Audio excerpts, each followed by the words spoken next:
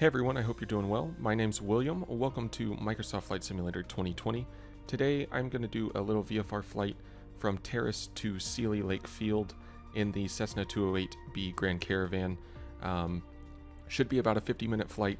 Terrace is a pretty decent sized airport with about a 7,500 foot runway available, but flying into Sealy Lake where we've only got about 2,300 foot grass runway there, so it should be kind of like a nice little flight, a little bit of a bush flight kind of thing, which is what I enjoy the most. So I hope you all enjoy the flight. Let's go ahead and get on into it. Alright everyone, we're on the ramp here. We're going to go ahead and get this guy to start pushing us back before we go ahead and go through with the startup.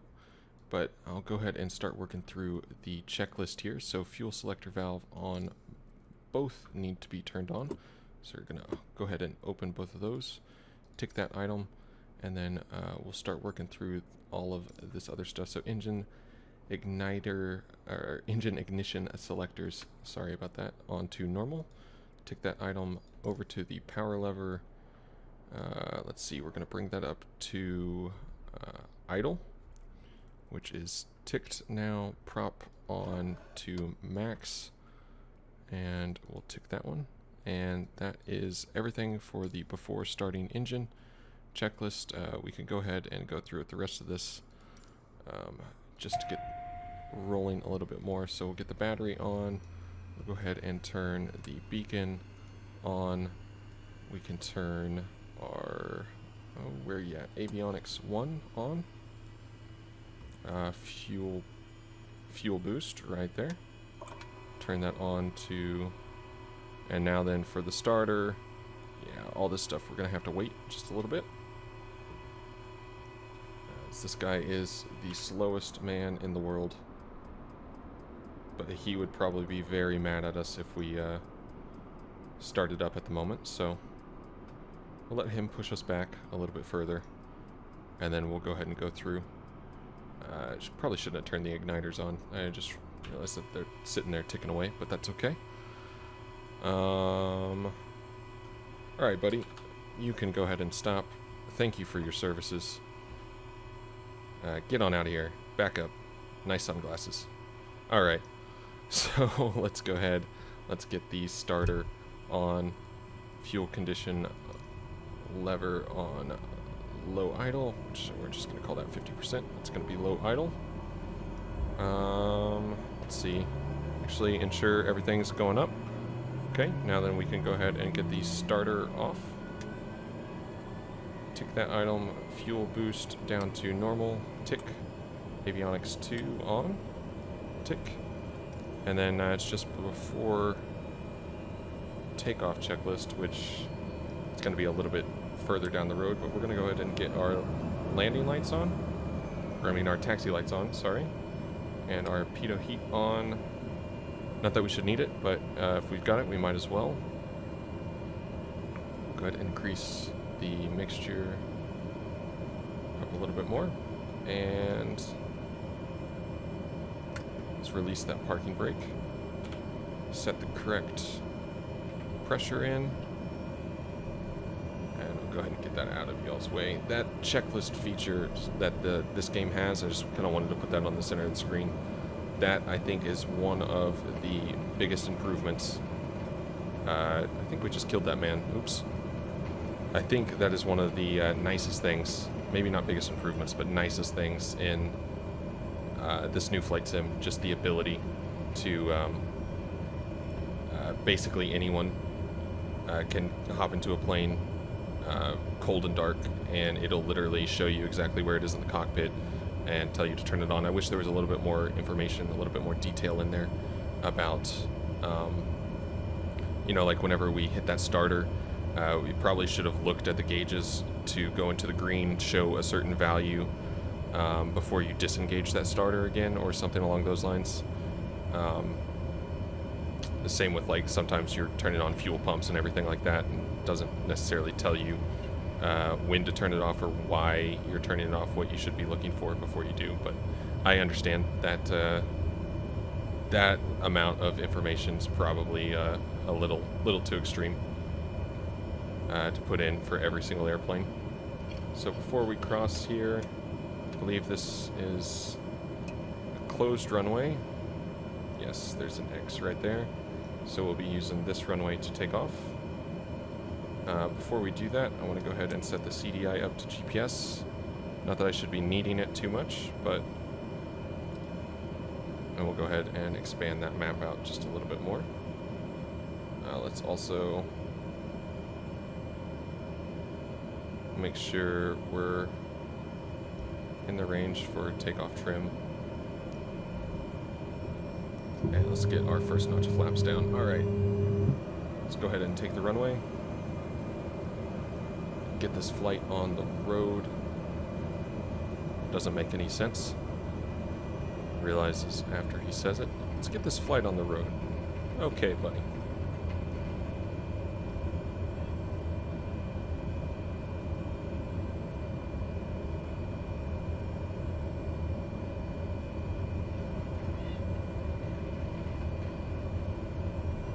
All right. And away we go.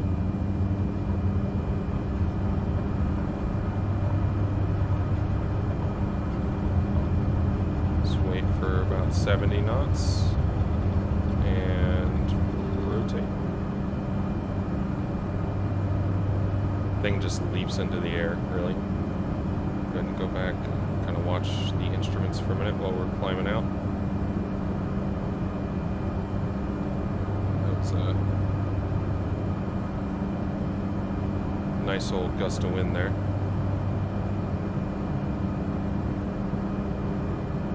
Alright, so we're up and airborne. We're going to go ahead and do a right-hand turn. We're going to be following one of these rivers all the way there. It's quite cloudy. That looks absolutely gorgeous. But yeah, it is quite cloudy, so we're going to stay low enough to definitely be able to see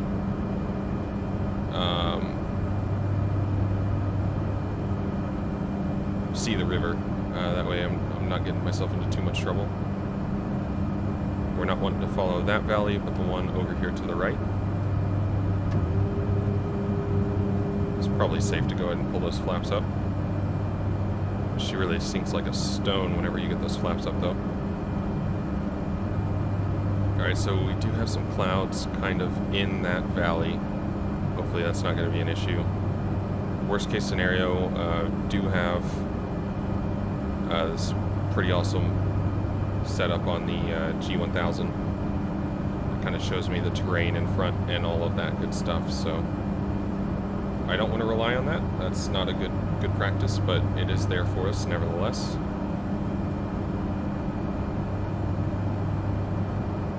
We'll go ahead and bring the power back. We're redlining everything right now.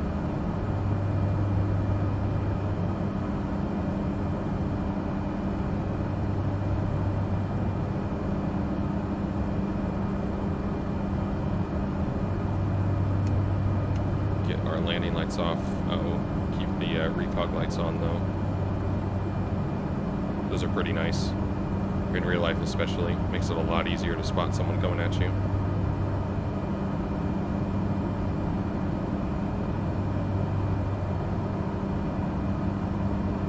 I wonder though,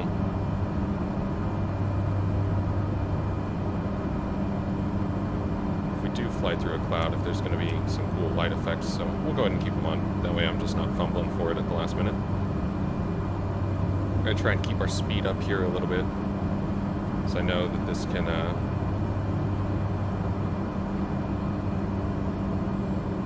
at the end of the day, you don't have to pay to maintain this engine or anything, so.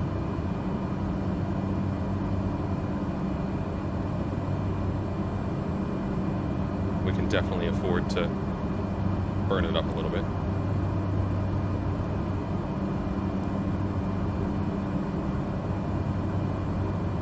So we got this big old cloud directly in front. It's kind of blocking where I want to go, so I'm just going to kind of navigate around to the left-hand side of it.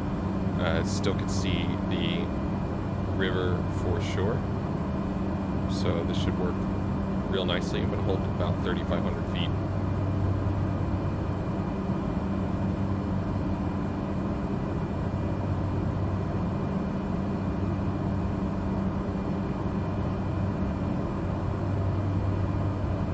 try and get it trimmed for that. That way I'm not fighting with the controls as much.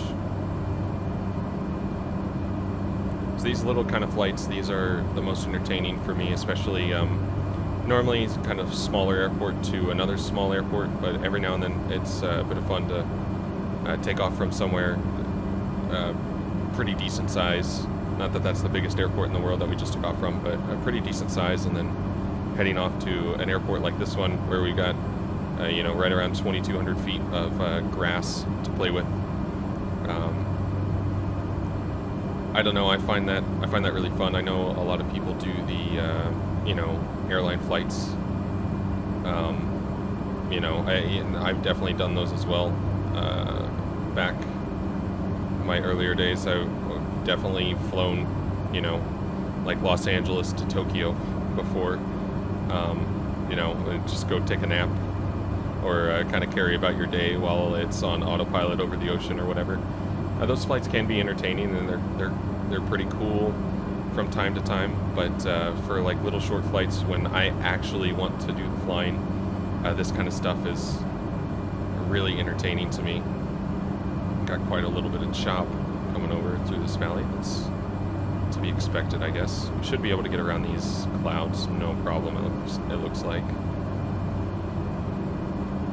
I like doing little flights like this and kind of sort of bush flying, kind of make like little scenarios or I guess like missions, and kind of go along with them. I'd be interested to know what you guys prefer to do. Just to kind of explore, go mess around, fly something until you break it or run out of talent or whatever. Or if you do like little trips or little missions or whatever. We're in a little bit of a cloud, but this is all okay. Blocking my views, man. Get out of here, cloud. I do really like the live weather feature, though. It's kind of nice. It's definitely made it to where I've had to look up the weather before I decided to go fly somewhere, which is always nice to just be able to hit a preset and go, no, I don't want to fight with intense IFR conditions. Just let me fly, please. Okay, so the river's going to take us on a bit of a detour off to the north, when really, or it's the northwest, when really we want to hold this heading all the way there for the strip we're going to.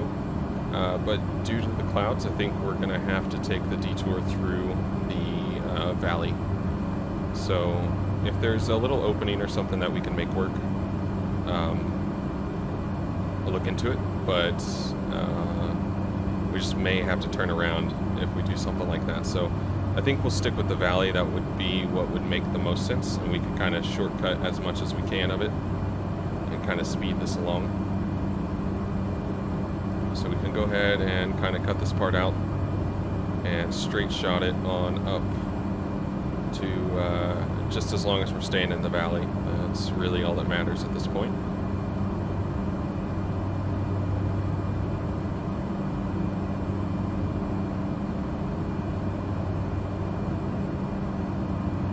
This is a short little flight, like it wasn't very far, but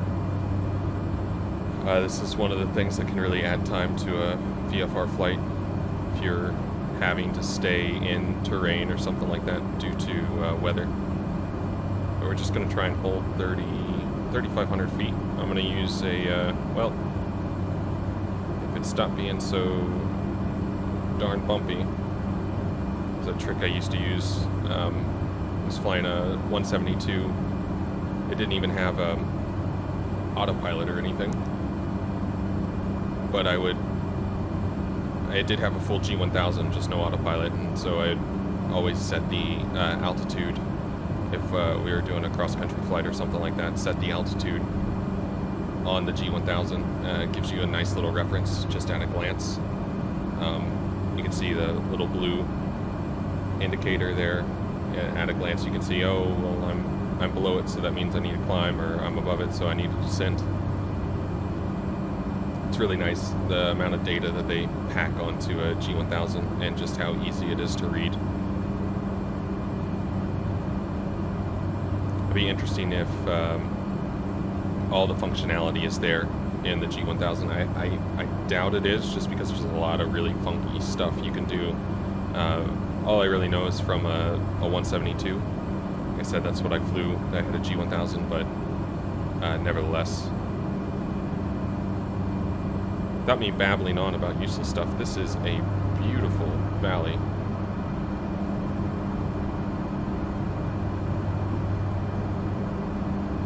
Absolutely stunning. I love following these rivers like this through valleys.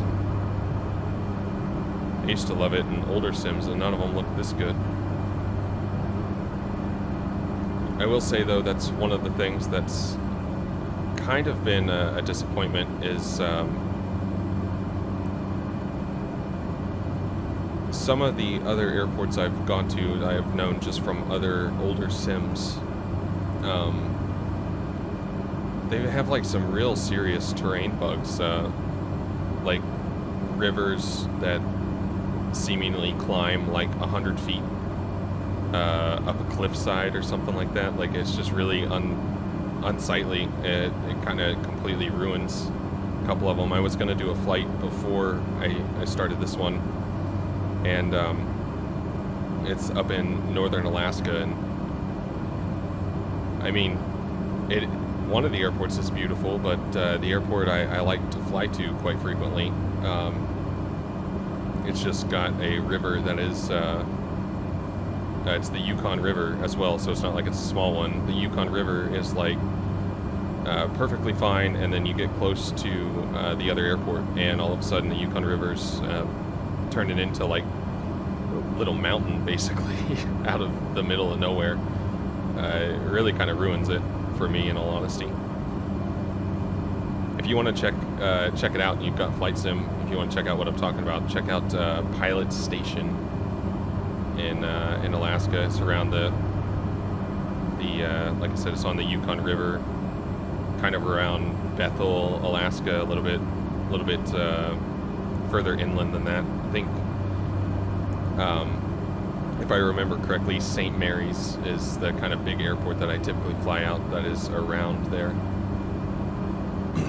And that's the thing, like some of the other airports have been completely fine, even along that little range. But and nothing's perfect. Maybe it'll get ironed out over time. Maybe it's just because they don't have great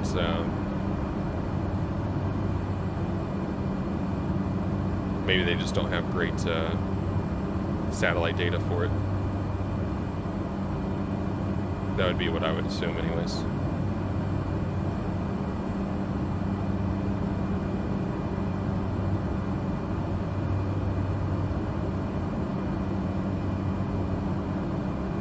But the nice thing with flight sims are, even if that little airport has a little issue with it, you've got plenty of other choices. I pulled up the charts and was looking around, kind of like Juneau, Alaska, that kind of area, and I just kept going down, and ultimately kind of found myself in Canada and swiveled around and saw this. It looked like it'd be a good one just to follow a river, and also kind of put the Caravan through its paces here, trying to land on such a small little airfield.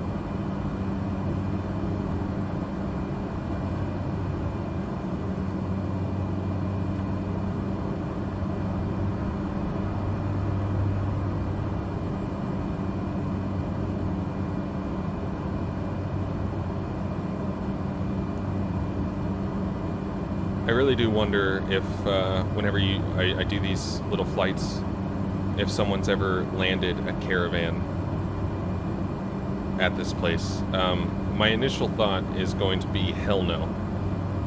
No way. Just because there's probably no reason to. From what it looks like, there are roads around this river all the way up. I'm sure people do fly in. They probably fly in much smaller stuff as well. I mean, I don't think you need to fly a Caravan in here if you could fly like a Cessna 206 or a 207 or something like that in. But it does make me wonder sometimes when I do this kind of stuff. Has anyone actually landed a Caravan on this this little 2,200 foot grass strip?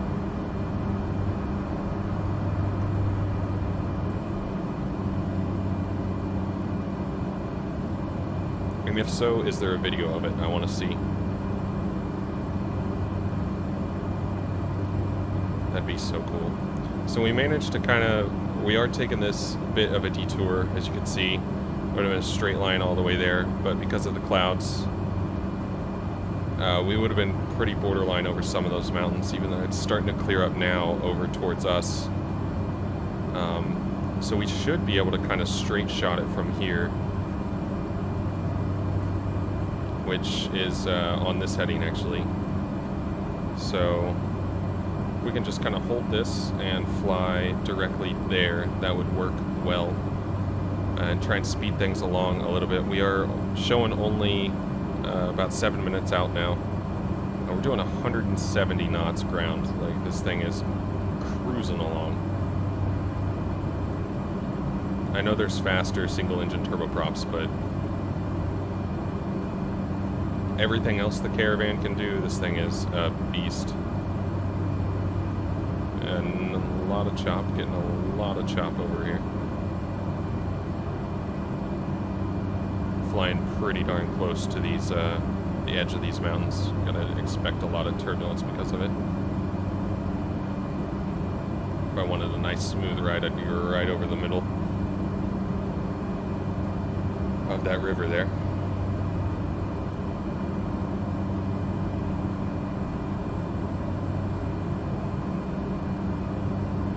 I think what it'd take for me to get interested though in doing some kind of airline style flights or something like that is getting one, a little bit better quality airliners. The ones that come with Flight Sim 2020 are just, they're great. They're good if all you want to do is kind of fly the plane around, but if you're actually wanting to kind of simulate the full flight, kind of expected, but you're gonna need a little bit better systems modeling, in my opinion.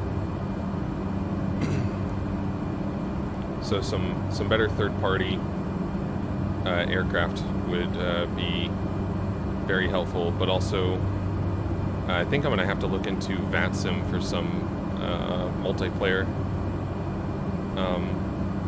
Not so much for other planes, but the air traffic control. That's really the big part of flying those kind of flights, is your interaction with ATC. And while having the AI ATC, kind of computer ATC, is okay, on VATSIM, being able to actually communicate with another person that is doing the air traffic controlling, that definitely piques my interest. I have to see if there's some other options out there. I've done some flying on VATSIM before, back in my younger years.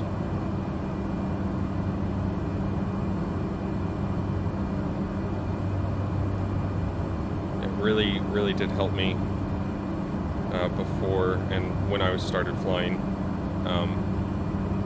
When I started doing my real training, it definitely helped a ton for me to be able to jump on VATSIM and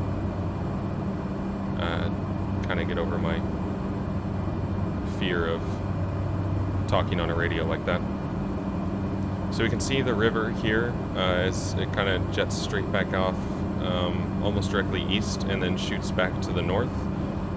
We could follow it over there, but I could see the river all the way.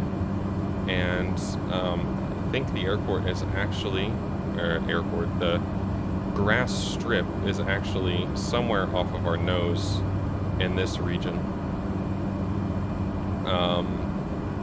see if we can get any kind of help figuring this out on the map. It definitely is on the east side of the river here. And since we're getting quite close, let's go ahead and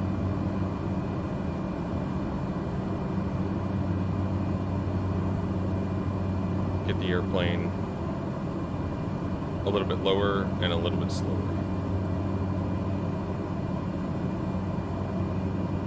Oh, yeah, I'm not doing it at the last minute, especially if we have such a short little airfield to get into. I don't want to circle it for ever. You know what? Actually, I think I see the airport. So on the map, there's that lake. And then on the other side of the lake, abeam the river, is the airfield. I bet it is up here. Unless it's down there, but it looks like it's further, so it's probably up there. Which, if that is the case, this is going to be perfect. We can basically turn right on final for the runway and have plenty of room to get the airplane sorted out. Let's really work on getting our speed down, though. We were hauling butt on the way over here.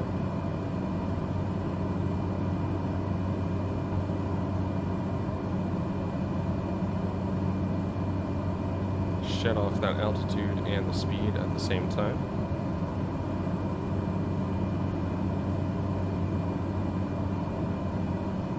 I do believe that is our field. That looks quite like a runway to me right around there. Little grass runway.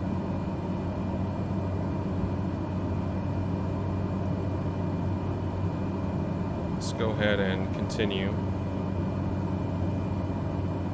If something seems real off, then we'll obviously go around, but I think that is going to be where we're ultimately shooting for. Is a short field, so I want to get as slow as I can.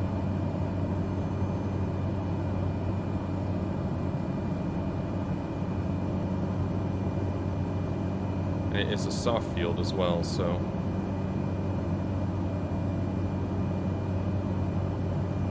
I don't remember what I have to do for a soft field landing, in all honesty. It's been too long now. Yeah, that is definitely the strip right there.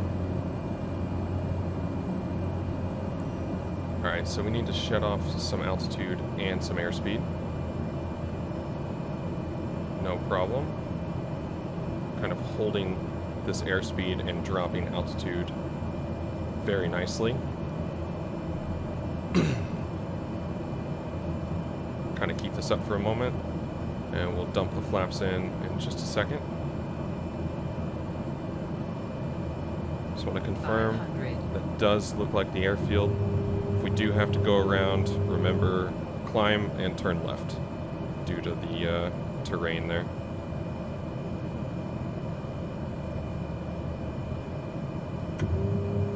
Alright, full flaps now. Nice and slow.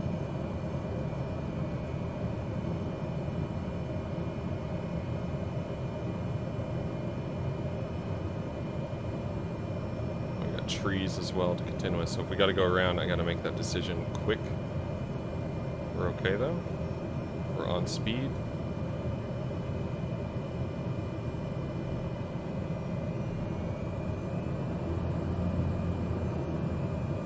A little boost to power.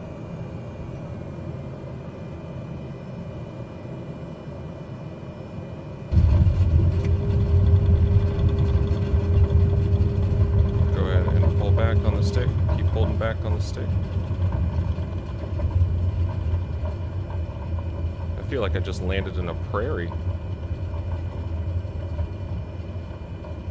This is quite a little airport. Yeah, little is the right word, I think.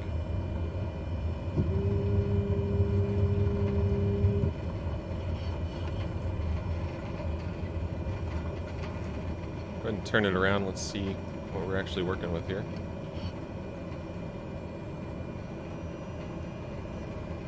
Yep, it's just a nice little clearing here in the trees.